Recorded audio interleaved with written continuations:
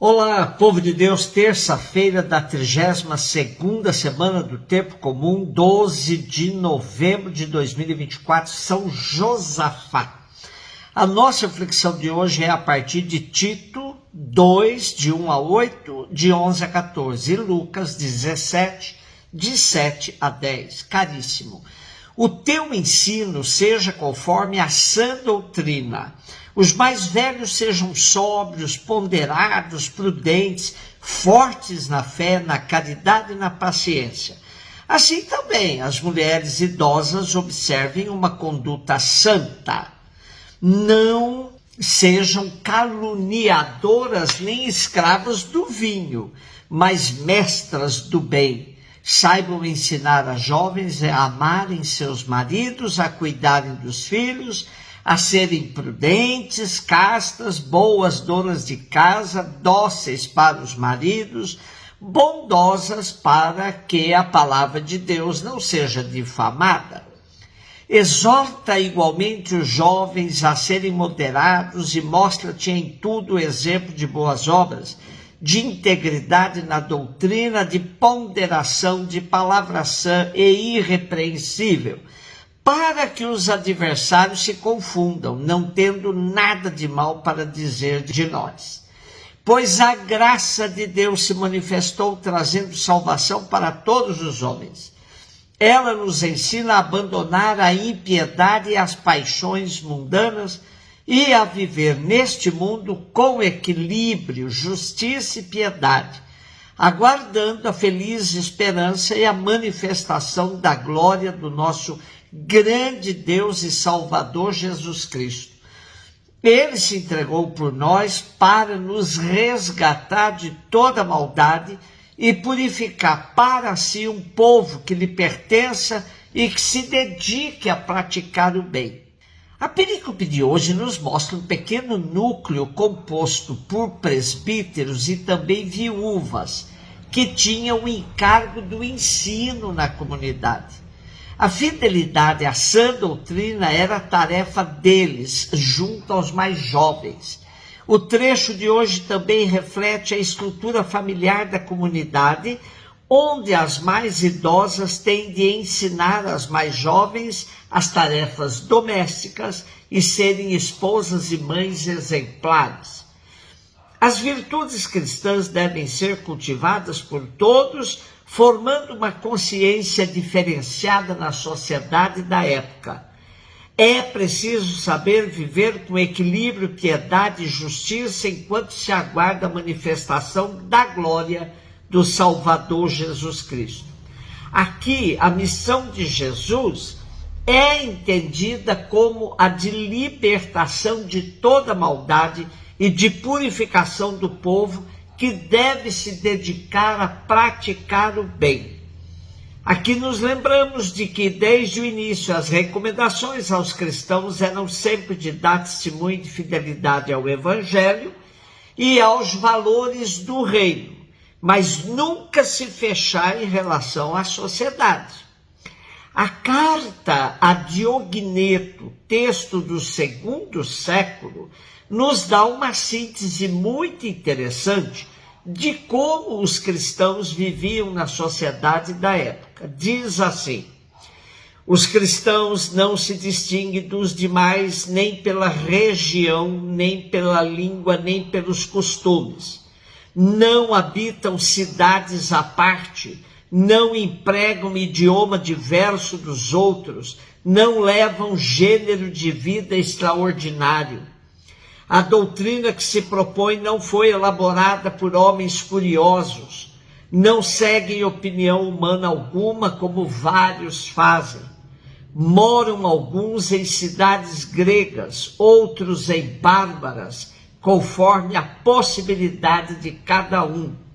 Seguem os costumes locais relativamente ao vestuário, à alimentação e ao restante estilo de viver, apresentando um estado de vida admirável e, sem dúvida, paradoxal.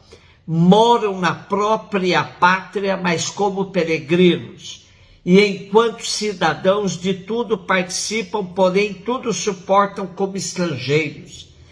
Toda terra estranha é pátria para eles, e toda pátria é terra estranha. Casam-se como todos os homens e como todos procriam, mas não rejeitam os filhos. A mesa é comum, não o leito. Estão na carne, mas não vivem segundo a carne. Se a vida deles decorre na terra, a cidadania, contudo, está nos céus. Obedecem às leis estabelecidas, todavia superam-nas pela vida. Amam a todos e por todos são perseguidos.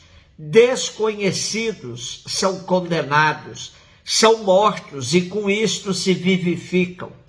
Pobres enriquecem a muitos, tudo lhes falta e têm abundância de tudo. Tratados sem honra e nestas desonras são glorificados. São amaldiçoados, mas justificados. Amaldiçoados e bendizem, injuriados tributam honras. Fazem o bem e são castigados quais malfeitores. Supliciados alegram-se como se obtivessem vida. Hostilizam-nos os judeus quais estrangeiros. Perseguem-nos os gregos, e contudo os que os odeiam não sabem dizer a causa desta inimizade. Lucas 17, 7-10. Disse Jesus: se algum de vós tem um empregado que trabalha a terra ou cuida dos animais, por acaso não vai dizer-lhe quando ele volta do campo: vem depressa para a mesa? Pelo contrário, não vai dizer ao empregado: prepara-me o jantar, cinge-te e serve-me, enquanto eu como e bebo. Depois disso, tu poderás comer e beber?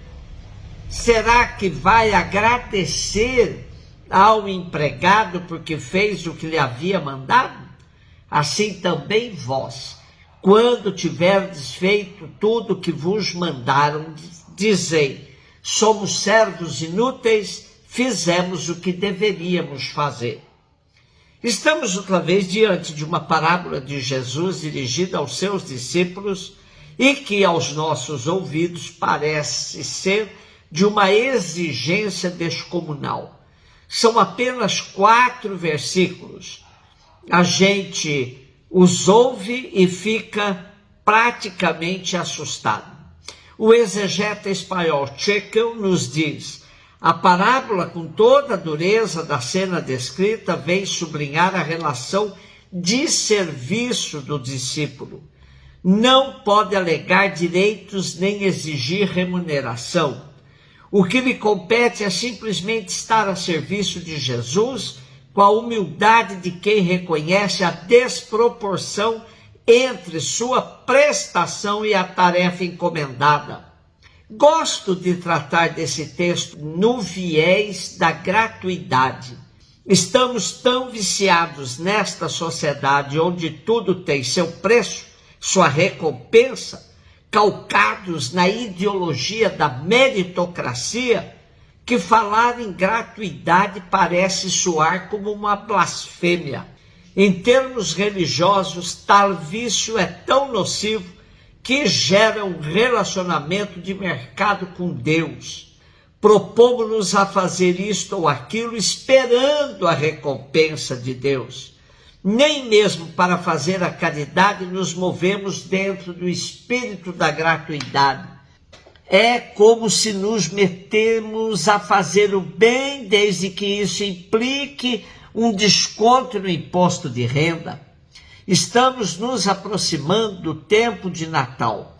Quantas pessoas generosas aparecem, porém, se tal generosidade não serve para abater imposto, que pelo menos sirva para mostrar tal gesto na mídia.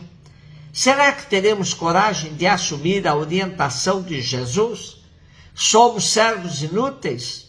Fizemos o que devíamos fazer? Fazer o bem mergulhado no espírito da gratuidade.